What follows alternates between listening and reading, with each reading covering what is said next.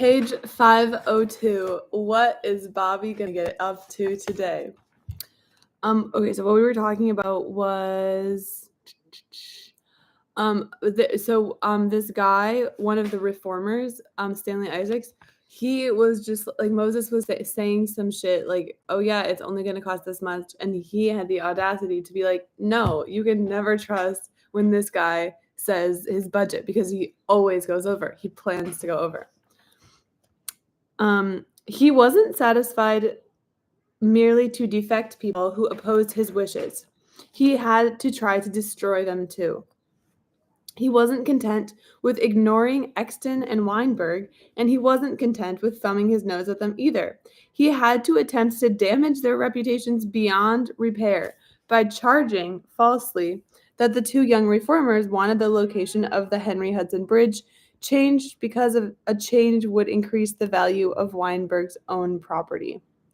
For years, he had been stung by the caustic voice of the old judge, James B. Cooper, whose Babylon leader continued to remind the residents of Moses' summer hometown that Moses had broken his promise never to charge tolls on the Wantock Causeway, and who in the 1930s was leading the opposition to Moses' proposal to build a highway on Fire Island, although with scrupulous fairness he had always allowed plenty of room in the leader for Moses' replies. Now, Moses did everything he could to silence that voice. Quote, we had always carried legals, the advertising of contracts and new ordinances, for example, that governmental bodies are required by law to do in newspapers, and that is often the difference between profit and a loss for small-town weeklies. That's what Cooper's son said. And then they just suddenly disappeared from the paper. He had some, and then he had none. They never said anything directly. They'd be far too subtle for that. The leader was simply no longer included on the list of Suffolk County publications which shared in the legal advertising connected with state projects which were located in Suffolk and had to be advertised in that county. Says Cooper's son, I grew up in a house where we knew that we weren't going to get any printing from the state because of the way my father fought editorially for what we believed in. There were hints from Long Island State Park Commission executives that Cooper could get the legals back, and lucrative state printing contracts besides. The interference was, behave yourself and you'll be taken care of, the son says. If you're just coming in, Moses is really trying to bankrupt an extremely small, like this tiny Long Island newspaper just because the guy doesn't always support Moses. The inference was, behave yourself and you'll be taken care of, the son of the publisher says. But that sort of thing never appealed to my father. He had on his masthead, I have never known a master and I have never worn a muzzle. Wow, that is such a good newspaper slogan. And he would rather be broke than lose his soul. Soon he was broke. The legals had been very important in the touch-and-go financing of the little newspaper. Its circulation never reached 4,000 during Judge Cooper's 30 years as publisher. And the paper almost died before he did on May 30, 1940. But what mattered more than the money involved in the legals, his widow says, was the principle of the thing. His feelings were hurt that anyone would do such a thing. Hello, if you're joining. Sorry I didn't do yesterday. I was really tired. A streak of maliciousness and spitefulness seemed to run through Moses' character, and he gave that full play too. The sole oasis in muddy and barren Riverside Park was the Columbia Yacht Club, which since 1888 had been occupying an acre at the foot of 86th Street, paying only a nominal net rental of $300 per year because it had created most of the acre itself by barging in landfill. What does that mean? And had spent $50,000 building its own marina and 3-story clubhouse. And because it maintained those buildings and surrounding lawns, hedges, and flower beds it had planted at its own expense. The club's 600 members had succeeded in making themselves semi-official city hosts to visiting royalty. The club's proudest boat was that the Prince of Wales, which must have been Charles back then, Wait, no. Who was the Prince of Wales in like back then? I don't even. Where's the I forgot the name of the guy that's British and knows a lot about British stuff. I hope he's watching. So the Prince of Wales had made its headquarters on not one but two visits aboard the Renown, and club members seemed to regard themselves as the city's link with maritime glory. Naval officers of all nations were always welcome, and the city was official host for the squadrons of the U.S. Navy, which anchored off Manhattan each summer. And why did I think Charles was 100 years old? That was crazy of me. Sorry. In March 1934, 3 months after he had been sworn in as City Park Commissioner, Moses announced that the Columbia Yacht Club was in the way of his West Side improvement and would be torn down. Shocked as the members were, they didn't try to fight the eviction. They understood that the park belonged to the city. Their only request was that they be allowed to remain in the clubhouse through September, so they could fulfill their pledge to entertain the U.S. Navy's Pacific Fleet, which was arriving in July for the summer. At first, Moses agreed to this request without reservation. He certainly had no reason not to, for there was no prospect that work on the improvement would have progressed far enough by September so that the presence of a single building in the 6 miles of park would interfere with it. In March 1934, he wasn't even sure where the Henry Hudson Parkway was going to run. He had no plans had yet been drawn for any substantial part of it, and money for the job was not yet in hand or in sight. But then, Moses saw an opportunity of obtaining a valuable addition to the improvement for nothing. He evidently decided to turn the clubhouse into a public restaurant on the waterfront, and he sent Ray McNulty back to the club officials with the message that he would allow the club to remain through September only if it then donated its clubhouse and marina to the park department. On April 18, Club Commodore John A. Harris, 2 S's, in case you were wondering, the spelling of the Club Commodore of the Columbia Yacht Club in 1934, he telephoned Moses to tell him that the board was agreeable and wanted only enough time to submit the proposition to the entire membership, which he expected would also approve it. Unfortunately, sorry, I'm so yawny. Unfortunately, in talking to Moses, Harris somehow, he was never to be sure how, managed to irritate him. The next day, the Commodore received a letter from the commissioner, a letter he later characterized as brutal, accusing the club of stalling, ordering it to vacate its site by May 1st, in exactly 12 days, and warning that if your property is not removed by that date, it will be treated as, abandoned property and confiscated.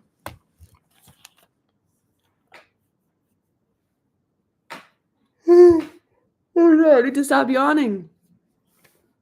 Anticipating the matter, I remember when I was a little kid and my mom would read books, when she yawned, I thought it was so annoying. Like, I just remember being like, this woman is so irritating. Like, why would she yawn? And it's crazy because, like, it's just because she was tired. Like, she just was a mother who was very tired. And, of course, she yawned occasionally during stories. I didn't say anything, but I just remember thinking, like, ugh, like, stop. Anyway, I was ridiculous. I was probably, like, 4. Anticipating that the matter would become public knowledge, Moses went to the press, and he did so with his usual blend of demagoguery and deception, breaking the story himself to get his side of it before the public first, oversimplifying the basic issue to one of the public versus private interests, identifying the private interests with the sinister forces of influence and privilege, concealing any facts that might damage his own image. The whole question, he said, is whether public interest is going to yield to private, whether parks are going to be for the people. The public needed the land occupied by the yacht club, and it needed it immediately so that a great public improvement could be gotten underway, he said. He had advanced the date of eviction because the West Side improvement was progressing faster than he had thought it would. and any delay in evicting the yacht club would slow the improvement down. Moreover, the use of the yacht club, the use of the public property by the yacht club was a social racket, an exclusive privilege. The club had not the slightest legal right to be on the property in the first place. It has, he stated flatly, no lease, no permit, no anything. He did not neglect to add a touch of class antagonism. It is an entertaining fact, he said, that the yacht club, in their talk of entertaining yachtsmen and officials, says nothing about the entertainment of enlisted men. The tactics worked as successfully as ever. The headline on the Times article reporting one of his press releases was, "Parks come first," Moses declares, while the Herald Tribune headlined, "Columbia Yacht Club is a racket," Moses repeats. Aw, look at Pearl. She wants to be the center of attention here. She's just sitting on top of the book, though. I should start reading like cat, cat, cat, cat, cat, because that's what I see instead of words. Pearl. The club applied to the state Supreme Court for a temporary injunction restraining Moses from ousting it so quickly. And in that more impartial arena, there emerged, as usual, some facts that Moses had somehow neglected to mention. The park commissioner had contended that the club had no lease, no permit, no anything for the use of parkland. The attorney for the club said that the club had had a permit since 1888, that the permit had been renewed by the park department annually each of the 46 years since, including 1934, and that Moses knew it. And to prove his contentions, the attorney presented the court with a photostat of a check for $150 for the first half of the 1934 rent, and made out to and deposited and accepted by the park department. Dun, dun, dun. Moses also had contended that the club had never done anything but occupy the state's public property. Obviously, the attorney pointed out, the club had done far more. This is like, aw. It had improved the public's property, building $50,000 worth of structures on it. And now it was probably willing to give all those improvements to the public interest, giving all those improvements to the public in return for only 5 more months of occupancy. The Board of Trustees was agreeable to such an arrangement. It was asking only for enough time to poll the membership. Moreover, even if the schedule for the West Side improvement required the club to vacate in a hurry, its members, some of whom were in Europe, should be given more than 12 days to remove their property from the clubhouse or have it confiscated as abandoned. And the schedule did not require the club to vacate in a hurry. It was quite obvious that the improvement was barely underway and that Riverside Park sorry, I keep skipping lines. The improvement was barely underway, and that even if money was made available, Moses had made more than 6 miles of Riverside Park to work in and did not have to start immediately on the single acre that the club occupied. Supreme Court Justice Aaron J. Levy found the attorney's statements accurate, noting dryly in the opinion he handed down that the commission was in error in asserting the club was occupying the premises without a permit. And the judge went further. Even if Moses's motives were honorable, he said, he had allowed himself to be carried away. This is a quote from the judge guy, the Supreme Court Justice, State Supreme Court, I think. I must observe that a burning zeal for the public interest should not dazzle a public official, no matter how well intentioned, so as to blind him to individual amenities. Even where the public authority is entirely correct in his legal position, he should maintain it without inflicting undue hardship or injury. Tyranny, whether it consists of oppressive measures or brutal severity, is never necessary. And the justice said he was not at all sure Moses's motives were honorable. His examination of the commissioner's plans for the West Side improvement left no doubt that the club's land would not be needed that summer at all. He said, The precipitate notice gives the appearance of having been prompted by the commissioner's pique at plaintiff's refusal to accept his terms. He issued a temporary injunction restraining Moses from ousting the club until a trial on the matter could be held. But Moses was not to be restrained by a judge. Even as the club's attorney had been applying for the temporary injunction, 2 huge steam shovels were rumbling into Riverside Park and taking up positions north and south of the clubhouse. As club members watched in amazement, they began scooping out trenches all the way from the New York Central Railroad tracks in the middle of the park to the edge of the river. Their operators said that they were testing the fill, but the yacht clubbers realized with a shock that once the trenches were completed, the dirt roads from north and south would be cut, and there would be no way for members' automobiles or delivery trucks to reach the clubhouse, and the only means of access by foot would be along a narrow footbridge across the railroad tracks. Shouting to make himself heard above the thunderous chug-chug of the shovels, a club official told a reporter that he had called to the scene. They will have us dug out of here before the court can render its decision.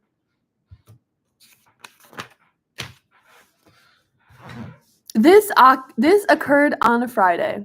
The next day, with the clubhouse crowded with men and women preparing for some weekend yachting or sipping drinks in the pleasantly shadowy clubhouse bar, the shadows suddenly grew deeper. The club's electricity had been turned off. Hurriedly telephoning the New York Consolidated Edison Company to find out what had happened, the club superintendent was informed by an official there that somebody from the club had asked that the current be shut off. The superintendent said that he was sure there had been some mistake, and when the Con Ed officials checked, he found out that there had indeed. The man who had identified himself as being from the club was actually from the park department. As the club's electricity was being turned on, its water was almost being turned off. Wow, I'm sorry to just, pop in with my own story, but my water doesn't work in my apartment, and I don't know why, because water's covered in my lease. So I just texted the super, but we'll see what happens. I went to Dunkin' Donuts and I got water, and it was a whole $1. Can you believe that?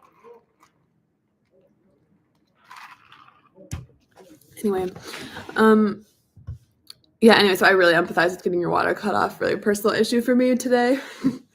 As the club's electricity, only their ability to locate the main kept the club liquid. 10 men drove up in a park department automobile and began digging near the clubhouse. When the club superintendent demanded to know what they were doing, they said they wanted to repair a leak in the water main. Only their ability to locate the main kept the club liquid. What?